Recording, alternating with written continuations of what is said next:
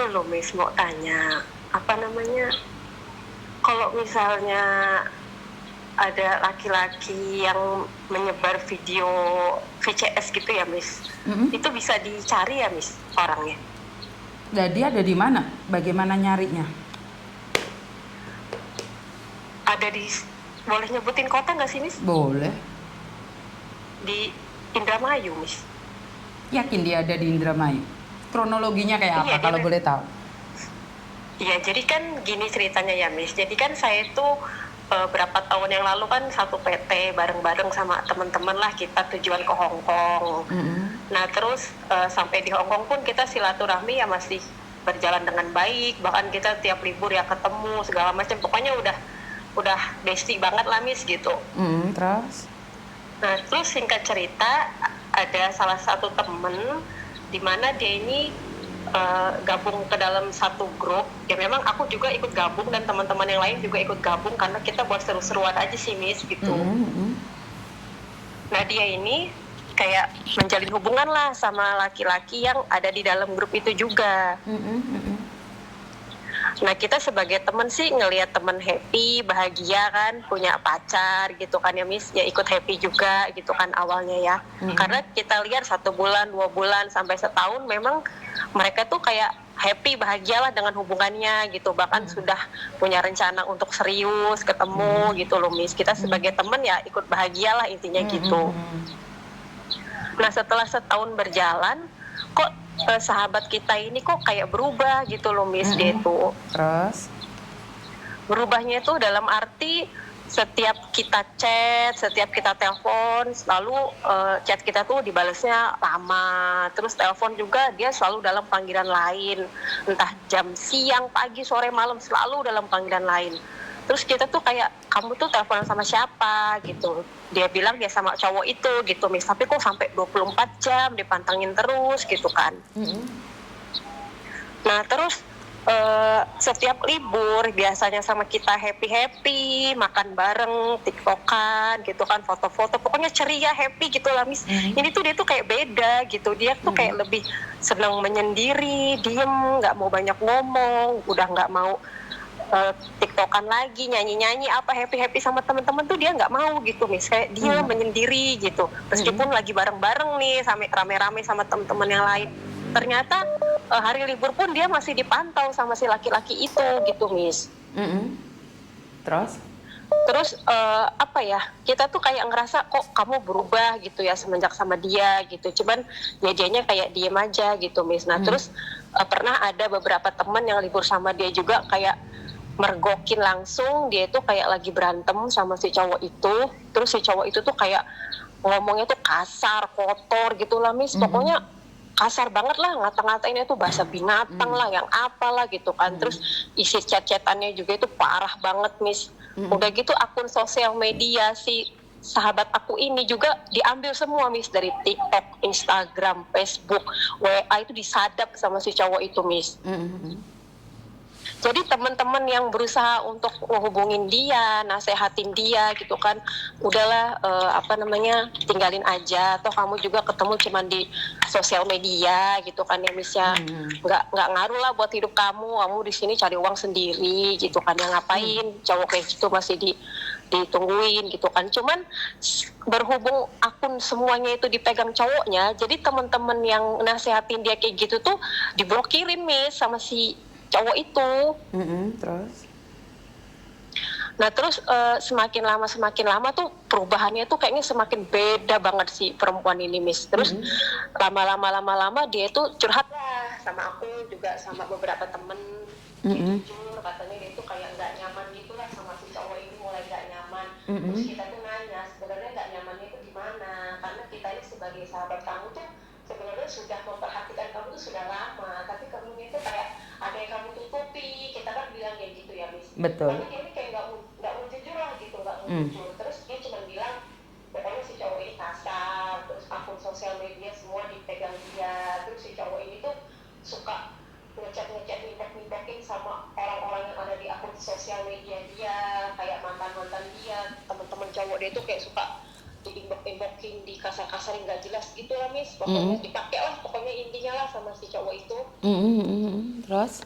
Dia tuh nggak nyaman, terus kalau berantem juga bahasanya kasar, dia juga ngeliatin screenshotan cowok itu ke kita kan temen-temennya itu udah aduh ampun dah, udah luar biasa lah. Sampai aku tuh bilang sama dia, ya sudah terus apa yang kamu tungguin, kamu ketemu dia tuh cuma di sosial media untuk apa yang sudah dia kasih ke kamu kan nggak ada. Aku bilang kayak gitu, apa yang kamu berarti dari dia, tinggalin aja loh. Aku bilang kayak gitu kan, ganti semua akun sosial media kamu. Aku bilang kayak gitu, katanya nggak bisa, itu semua sudah diganti sandinya sama dia, aku udah nggak bisa lagi katanya kayak gitu. Ya sudah terus apa yang bikin kamu berat, aku bilang gitu. Dia bilang dia malah minta tolong aku dan teman-teman yang lain suruh menasihati si cowok itu untuk berubah gitu loh Miss. Terus? Aku bilang kamu nggak usah berharap dia berubah, kalau memang kamu ngerasa udah nggak nyaman ya kamu yang pergi. Kalau nggak sih Miss, kita Betul. menasihati dia. Betul. Terus? Iya, tapi dia nggak mau Miss. Akhirnya ya aku memberanikan diri lah menghubungi si cowok itu, karena selama dia punya hubungan sama cowok itu, meskipun dia sahabat aku nggak pernah komunikasi gitu loh Miss. Meskipun aku tuh jengkel, kesel gitu kan, karena dia itu teman aku nih berubah total gitu. Terus aku tuh bilang sama si cowok itu, kamu itu ketemu hanya sekedar di sosial media, tapi kamu tuh kayak seolah-olah sudah jadi hak milik gitu loh Miss. Sampai keluarganya, teman-temannya, semuanya itu susah menghubungi dia. Dari Senin sampai Minggu itu full 24 jam teleponan sama kamu. Bahkan libur pun kamu terus menjagain dia. Dia tuh nggak bisa loh punya waktu untuk happy-happy sendiri. Sedangkan dia di sini tuh mau kerja capek, untuk hiburan, butuh refreshing, butuh healing sama teman-temannya, butuh teleponan sama keluarganya, sama anaknya. Tapi semua waktunya kamu ambil. Terus kamu kalau berantem marah-marah, omongan kamu tuh kasar, kotor. Sedangkan kamu tuh siapa? Aku gituin loh Miss. Kamu bukan siapa-siapa, hanya ketemu di sosial media, menjalin hubungan, entah jodoh, entah enggak, tapi kamu sudah segitunya. Kamu kuasai semua akun sosial media dia. Apa yang udah kamu kasih ke temen aku kan nggak ada apa-apa kok, aku bilang kayak gitu. Si cowoknya ini marah sama aku Miss, nggak terima. Maki-maki aku, marah-marah. Terus dia tuh berantem sama sahabat aku itu, pacarnya. Pacarnya itu disuruh ngejauhin aku, disuruh ngejauhin temen-temennya. Pokoknya nggak boleh komunikasi. Jadi akun aku di sosial media dia itu semua diblokirin, dan yang ngeblokirin itu si cowok itu, karena kan dia yang megang akunnya semuanya. Terus jadinya ya aku udah nggak komunikasi sama si teman aku itu. Nah terus pas ada suatu hari libur, aku ketemu dia, terus aku bilang sama dia, ya aku nasihatin dia lah gitu, udah lah tinggalin aja gitu kan Miss. Terus dia tetap nggak mau. Akhirnya kan aku tuh kayak nyeplos gitu ya Miss. Aku bilang sama dia, apa sih yang bikin kamu berat untuk ninggalin dia? Apa kamu pernah berbuat sesuatu? Dalam arti kayak VCS gitu loh Miss. Kamu tanya, apa kamu pernah berbuat sesuatu yang buruk sama dia? Kamu pernah VCS-an sama dia? Kamu pernah kirim uang ke dia? Kenapa kok kamu berat banget untuk ninggalin dia? Kalau memang kamu pernah ngirimin uang buat dia, ya sudah, anggap aja itu kamu sedekah lah buat orang, buat orang gila. Aku pikir kayak gitu, nggak usah kamu harapkan kembali. Yang penting mentalmu itu kamu kembalikan. Udah, kamu tinggalin dia, aku bilang. Tapi kalau aku rasa kamu tuh kayaknya pernah VCS-an ya sama dia, makanya kamu tuh takut, kamu berat, kamu khawatir apa segala macam. Aku ngomong gitu, malah aku tuh diberantemin Miss. Gak usah ikut campur urusan aku, gini. Malah aku digituin Miss, urusin aja urusan kamu sendiri apa segala macam gitu kan.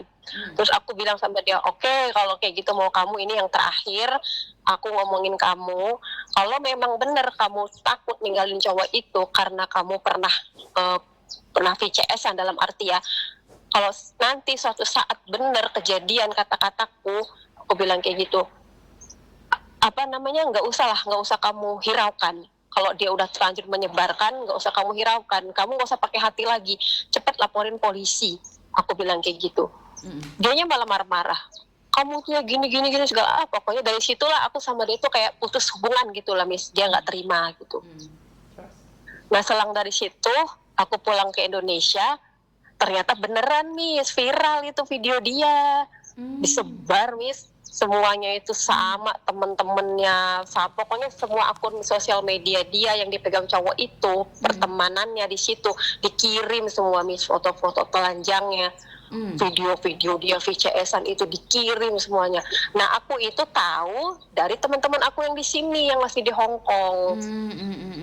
Katanya itu teman kamu katanya viral, katanya berarti bener, omongan kamu, omongan apa maksudnya tuh kayak firasat kita sebagai sahabat-sahabatnya itu benar gitu, benar-benar kejadian, benar-benar apa yang kita takutkan itu benar-benar kejadian gitu Miss. Aku tuh kayak ya Allah. Terus yang bikin aku sedih lagi Miss, ada beberapa temen yang ikut ngebagiin lagi gitu loh Miss, yang bikin aku jengkel. Maksud aku tuh kalau emang sudah viral, dapat kiriman video itu ya sudah disimpan sendiri. Toh itu kan aib teman kita, aib sahabat kita. Jangan di-share lagi, dibagikan lagi. Itu mereka yang nggak suka itu ya ikut memviralkan, ikut dikirimin lagi gitu loh Miss, ke yang lain-lainnya. Udah. Itu yang Miss Yuni khawatirkan. Kenapa sih Miss Yuni Iya. selalu bilang jangan sampai lepas baju. Karena kalau sudah lepas baju, iya kalau teman kita suka sama kita, kalau nggak suka malah disebarin sayang. Mereka malah semakin tahu kelemahan kita. Karena itu kalau sudah lepas baju itu sungguh sulit dari apa ya? Lepas dari penipuan. Jadi intinya adalah kalau kita sudah nggak punya harga diri ya habislah kita dibabat.